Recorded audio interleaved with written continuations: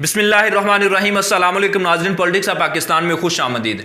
नाज़रीन कराम, पाकिस्तानी सियासी सूरत हाल का एक नया नक्शा जारी किया गया है। उस नए नक्शे के अंदर बहुत सारी चीज़ें शामिल हैं, खबरें शामिल हैं, कुछ खुफिया मुलाकातें शामिल हैं। ये तमाम चीज़ें मैं आपके सामने रखता हूँ। एक यूके के अंदर खुफिया मुलाकात हुई है और उसके अलावा पंजाब के अंदर जो उस्मान बुज़दार की तब्दीली के हवाले से बातचीत हो रही थी, इमरान खान साहब ने उस पर गौर किया है। ये खबर गर्दिश कर रही है। इसके अलावा मैं आपके सामने खबर रखूँ कि दीर के अंदर एक जलसा करना था, उसके हवाले से एक डेवलपमेंट सामने आई है। ये तमाम चीजें तहरीक इंसाफ के हवाले से बड़ी ही अलार्मिंग हैं। ये तमाम चीजें मैं आपके सामने रखता हूं, लेकिन उस्मान बुज़दार के हवाले से पहले बात कर लें कि उस्मान बुज़दार के हवाले से अपोजिशन के जो लोग थे वो इत्तेहादियों से मुलाकात कर रहे थे और इत्तेहादी चाहते थे कि उस्मान बुज़दार की जगह हमें यह ओहदा दिया जाए और इस ओहदे पर हमें तैनात किया जाए। जिस सिलसिले में इमरान खान साहब ने बात की उनके साथ और कुछ सहाफ़ियों से मुलाकात की, उन्होंने कहा आपको जल्द आगाह किया जाएगा इस हवाले से जो भी डेवलपमेंट होगी। और इस हवाले से अगर बात की जाए तो उस्मान बुज़दार के हवाले से सोच लिया गया है कि उनका जो अल्टरनेट है वो कौन होगा। ये तो था उस्मान बुज़दार के हवाले से जो खबर थी, जो डेवलपमेंट थी, वो मैंने आपके सामने रख दी। लेकिन अलीम खान साहब जो तहरीक इंसाफ के बहुत अहम कारकुन और सरगर्म कारकुन समझे जाते हैं, इमरान खान के बड़े वफादार, उन्होंने कुछ देर पहले एक मीडिया ग्रुप ज्वाइन किया, मीडिया ग्रुप परचेज किया, समा टीवी चैनल के वो मालिक बन गए। उन्होंने इस्तीफ़ा दे दिया वजारत से और जब उन्होंने इस्तीफ़ा दिया तो उसके बाद उन्होंने कहा कि मैं न्यूट्रल रहना चाहता हूँ क्योंकि मैंने एक मीडिया चैनल का मालिक बन चुका हूँ, तो मैं नहीं चाहता कि एक जमात के साथ मैं रहूँ और जो खबरें हैं वो मेरे हक में चलाई जाएँ। लेकिन जो अलीम खान साहब हैं उन्होंने मेंबर सेनेट की जो सीट थी उससे इस्तीफा नहीं दिया था। अब देखें कि अलीम खान साहब कल परसों के दिन रवाना हुए लंदन के लिए। मैंने ये खबर आपको दी थी पहले। वहां पे उन्होंने कर दी थी मुलाकात जहांगीर तरीन साहब से। जहांगीर तरीन साहब से मुलाकात करने के लिए वो वहां पर जाते हैं अयादत के लिए।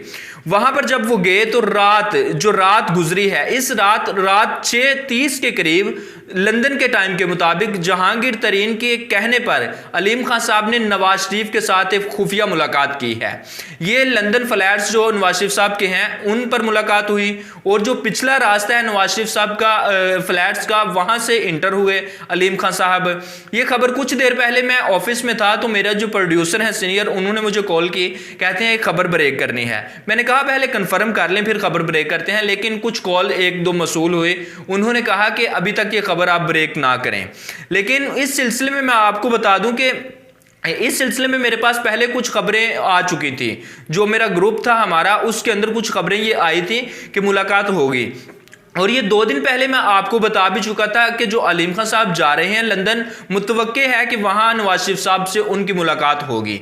ये तो थी, ये मानी खेज मुलाकात है क्योंकि मुमकिन है जहांगीर तरीन ने अलीम खान को नवाज शरीफ के लिए कोई पैगाम देकर भेजा हो, इसके अंदर कोई अहम डेवलपमेंट हो, तो ये इसलिए मुलाकात खुफिया इन दिनों के अंदर टाइमिंग जो है वो बड़ी मैटर करती है। ये जो टाइमिंग है, ये जो वक्त है, ये बहुत ही इंपॉर्टेंट है। अच्छा, अब देखें इमरान खान साहब ने एक जलसा करना था, दूसरा मरहला था बल्दियाती इंतखाबात का, जो दीर के अंदर जलसा करना था आज इमरान खान साहब ने। तो उस जलसे के अंदर इमरान खान साहब को इलेक्शन कमीशन ऑफ पाकिस्तान ने रोक दिया है। इलेक्शन कमीशन ऑफ पाकिस्तान ने कहा है कि मेंबर असेंबली जो हैं उनको इजाजत है वो जाके कैंपेन करें, लेकिन वजीर आजम को इजाजत नहीं है। ये एक ऑर्डिनेंस पास किया गया था और उसके अंदर तमाम सियासी जमातों के कुछ लोग शामिल थे।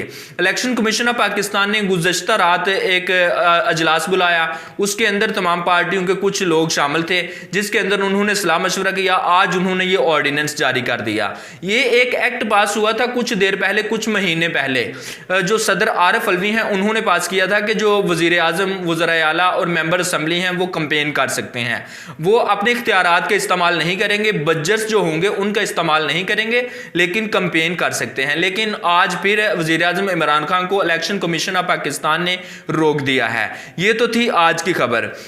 अब देखें कि इमरान खान साहब को जो सबूत मिले हैं वो तहरीक अदम एतमाद के हवाले से कुछ बातें हो रही थी, अपोजिशन के हवाले से, तो उस हवाले से कुछ सबूत हैं जिसके अंदर उन्होंने सिक्योरिटी रिस्क करार दिया है कि मुल्क के लिए ये बात अच्छी नहीं होगी और ये सिक्योरिटी रिस्क है। नेशनल लेवल पे ये बेइज्जती होगी इस मुल्क की भी कि इस मुल्क के सियासतदान क्या करते हैं, इस वजह से ये इस हद तक गिर चुके हैं ये जो अपोजिशन वाले हैं। ये इमरान खान साहब का कहना था। कुछ सहाफ़ियों से उनकी मुलाकात हुई, उस मुलाकात के अंदर उन्होंने ये बातें रखी हैं सामने, और कुछ बातें उन्होंने अभी तक सामने नहीं लाई इमरान खान साहब ने। अगले जो 72 घंटे हैं उसके अंदर वो बड़े इंपॉर्टेंट हैं, उसके अंदर कुछ डेवलपमेंट्स होंगी, उसके अंदर जो डेवलपमेंट्स होंगी उसके अंदर भी अपोजिशन के हवाले से ही कुछ आई हैं खबरें कि अपोजिशन का जो तहरीक अदम इत्तेमाद का ड्रॉप सीन होने जा रहा है।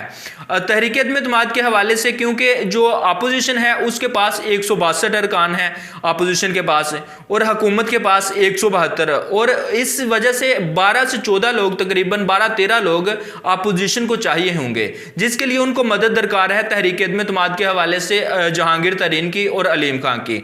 और अलीम खान जिसके साथ मिल जाएंगे उसके साथ बंदे भी पूरे हो जाएंगे, जिसके साथ जहांगीर तरीन होंगे मुमकिन है कि वो हुकूमत भी उनकी बन जाए, क्योंकि वो हुकूमतें बनवा भी सकते हैं और ख़त्म भी करवा सकते हैं। जहांगीर तरीन, उनके पास 25 से 30 लोग रहते हैं हमेशा हर वक्त, अब उनके पास 40 लोग हैं।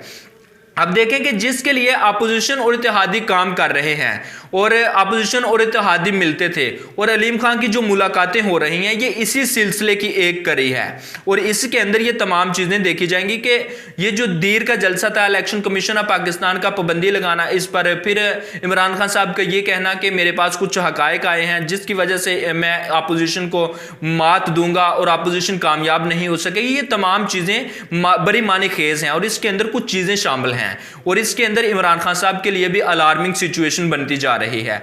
अब देखें कि ये जो अलीम खान साहब की मुलाकात हुई है ये किसी को नहीं पता था कि होगी। अलीम खान साहब जिस तरह सियासत के अंदर एक्टिव हुए, और सियासत के अंदर कभी भी कुछ भी हो सकता है।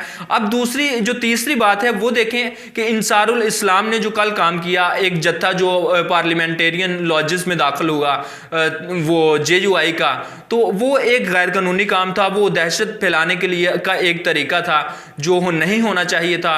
और इस तरह के काम जो मौलाना फजलुर रहमान साहब है, अगर आप तारीख का मुताला करें तो उसके अंदर मिलते हैं, पहले भी एक दफ़ा कर चुके हैं, और जब ये कुछ करना चाहें, जब ये आई पे आ जाएं तो सब कुछ कर सकते हैं, ये यरगमाल बना सकते हैं इदारों को भी, मुल्क को भी, क्योंकि इनके पास से कुछ लॉबीज़ ऐसी हैं जो काम करती हैं मौलाना फजलुर रहमान के लिए, जान निसार करने के लिए कुर्बान हो जाते हैं। इनके तालिब इल्म होते हैं मदरसों के। मुझे अच्छी तरह याद है कि 13 दिसंबर को 2020 के जलसा हुआ था एक लाहौर के अंदर, तो उसके अंदर इनके मदरसों के तालिब इल्म थे। उसके अंदर जो जिस तरह की सिचुएशन थी वो मुझे याद है आज भी कि वो इस तरह के लोग आए हुए थे कि जो हर तरह के जो मीडिया ग्रुप थे उनको देखते थे, जो उनके मुखालिफ होते थे उनको वो निकाल देते थे बाहर कि आप यहाँ पे रिपोर्टिंग ना करें। इस हद तक, इस नहज तक पहुंचे हुए थे। अच्छा, इस पर जो अगली बात है वो शेख रशीद साहब और फवाद चौधरी साहब सामने आए। फवाद चौधरी साहब ने ऐलान किया कि जो कानून को हाथ में लेगा उनको गिरफ्तार किया जाएगा। फिर जो शेख रशीद साहब हैं वो वजीर दाखिला हैं, उन्होंने ऐलान किया कि जो कानून हाथ में लेगा कानून उनको हाथ में ले लेगा। ये वही शेख रशीद साहब हैं जिन्होंने पहले जब अपोजिशन में थे उस वक्त कहते थे कि जलाओ, गिराओ, मारो, पीटो, सब कुछ तोड़ दो। ये वही शेख रशीद साहब हैं और आज ये इस तरह के बयान दे रहे हैं। फिर आप देखें कि कुछ देर पहले की बात है, मैं इस्लामाबाद के अंदर था उस दिन जब ये तहरीक लब्बई का जलसा हो रहा था। हम कवरेज के लिए गए हुए थे, कुछ दोस्त भी साथ थे। तो शेख रशीद साहब ने जिस तरह के इकदाम किए थे सबको याद है। फिर लाहौर के अंदर कुछ देर पहले की बात है, अभी ये नवंबर के अंदर जो जलसा हुआ तहरीक लब्बई का, जिसके अंदर जानें भी गई, पुलिस वालों की भी, TLP के कारकुनान के भी। तो उसके अंदर जिस तरह से सिचुएशन को हैंडल किया था शेख रशीद साहब ने, वजीर दाखिला होने के नाते, वजीर दाखिला का ओहदा संभालते हुए जिस तरह से उन्होंने देखा था चीज़ों को, वो बड़ी ही अलार्मिंग सिचुएशन थी। और इन तमाम अगर हालात का हम अहवाल का जायज़ा लें, अहाता करें, तो ये पता चलता है कि वजीर दाखिला का क्या काम होता है और वजीर दाखिला किस तरह से मुल्क के हालात को बेहतर भी कर सकता है और ख़राब भी कर सकता है। कुछ हुकूमती गलतियां हैं जो मुल्क में नुकसान का बाइस बन रही हैं, और कुछ अपोजिशन ऐसे काम कर रही है जिसकी वजह से आवाम को भी नुकसान होगा और आने वाले वक्त के अंदर इदारों को भी नुकसान होगा और मुल्क को इसका खमियाजा भुगतना पड़ेगा। अगर हुकूमत चली जाती है तो अपोजिशन के पास कोई भी स्ट्रैटेजी नहीं जिसकी वजह से मुल्क बहुत आगे तरक्की कर सके। ना ये इतने पाक और पवित्र हैं कि मुल्क को चला सकेंगे और करप्शन रुक जाएगी, ये मामला सारे, क्योंकि करप्शन केसेस तो इन पे बेशुमार हैं। और आज की अगर बात की जाए, जिस तरह आज इमरान खान साहब हैं, तो आज भी कुछ कम नहीं है। तो ये आने वाले वक्त में पता चलेगा। अब देखते हैं कि अगले 72 घंटों के अंदर क्या डेवलपमेंट्स होती हैं। आपके सामने जो मालूमात थी वो मैंने आपके साथ शेयर कर दी हैं। अब तक के लिए इतना ही, मुझे इजाज़त दीजिए। हमारे इस चैनल को सब्सक्राइब कर दें और हाँ, लाइक ज़रूर कीजिएगा। Thank you. अल्लाह हाफिज़।